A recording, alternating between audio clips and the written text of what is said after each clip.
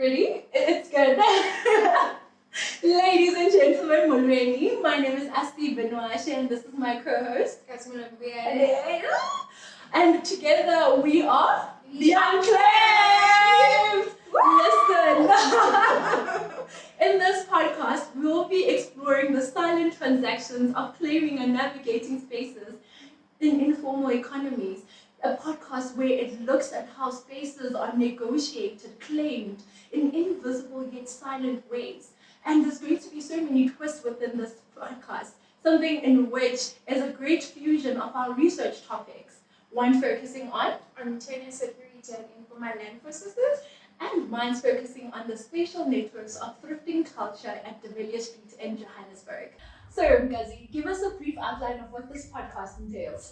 So, our podcast will be rooted in the themes of informality, spatial negotiation, and everyday survival. It will explore the invisible yet powerful ways in which people claim and navigate spaces within informal economies. Unpacking how informal systems shape livelihoods, access, and belonging in the city.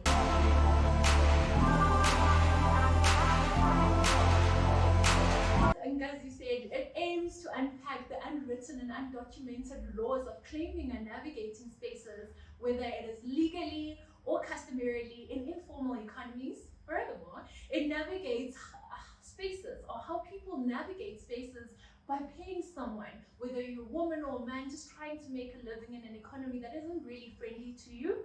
That also looks at aspects such as tenure security. What more?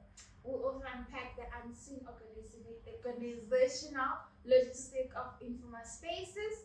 We'll explore the role of social networks and property rights, the trust-based transaction, the legal recognition, and informal transactions.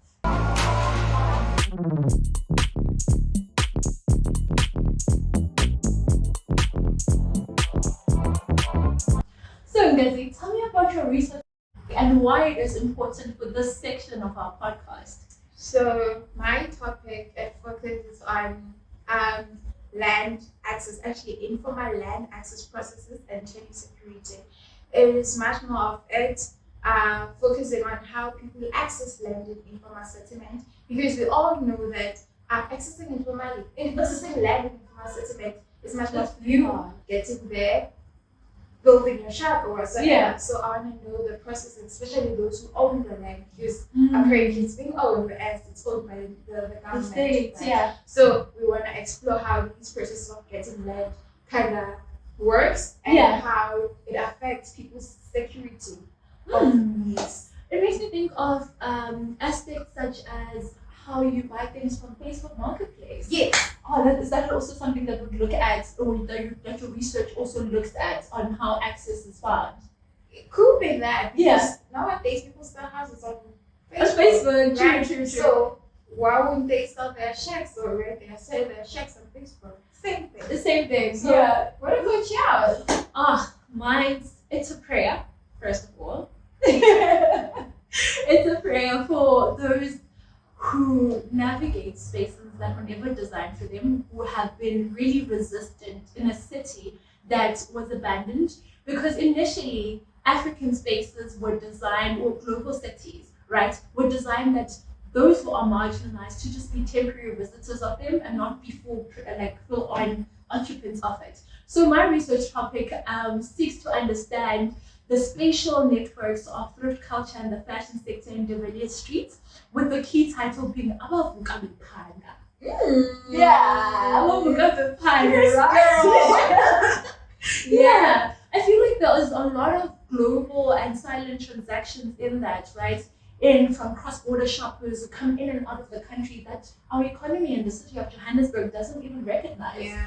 And all those aspects is just trying to bring the importance of informal microeconomies in the city to life, and even to our urban planning profession, because for us to be able to better build resilient, inclusive cities, we need to understand those aspects. Yeah. So also, something that made me think about your topic is the importance of it, especially in our profession. I feel like people are doing, like, land reform has been a big thing. It has been a big thing that has been ongoing, and understanding in that, like, what is the significance to our profession, and even to upcoming planners who don't even know what land access is. True. But the thing is, in terms of our profession, right? Yes.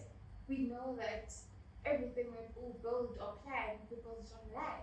So True. it's very important to understand how these transactions they happen on land within Yes. informal settlement, and how most of the time as planners we wanna formalize these spaces, Ooh. whereas people are actually comfortable with Living living in these spaces. Yes. So kind of knowing the transactions that are currently happening there, and then us as planners understand how people do these things without having the title thing. Yeah. Makes it it very interesting. interesting. Yeah. It makes me think of Professor Jackson, of the statement that she said where people are actually comfortable living there. I remember when we were doing an SDF for a place just in Johannesburg South, and I wanted at some point to renovate all the informal settlements, and he was like, people love being there. There's a culture that we don't understand as planners. Yes. And I think that's what our key objects are going to be looking at, is looking at it through the lens of the people. Yes. Yeah. That's And also that then brings us to our next podcast. What is it about?